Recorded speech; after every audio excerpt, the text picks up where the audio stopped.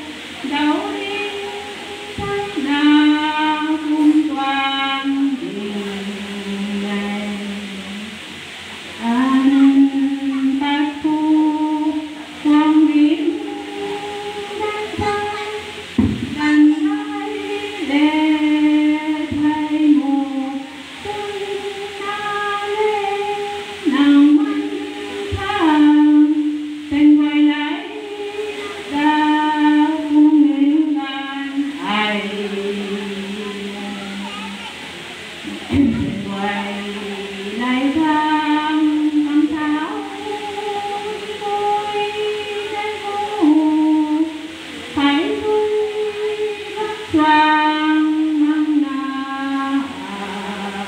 Tôn Đôi Ta Long Yang Hoàng Loan Đôi Riêng Quang Bàn Đại Quang quay lại đèn quang quay lại ngắm mê ai ngô ai ngô ai ngô lưu loa tràn ra trong đề ai làm mà thế vui vui thổ nơi gánh đèo kim bụi bầu ta kim bụi tháo lúc hoa mây mù bắn đi lúc trên na vàng thằng này môi tay đôi tiếng cung toàn số đào thấy măng cung bán về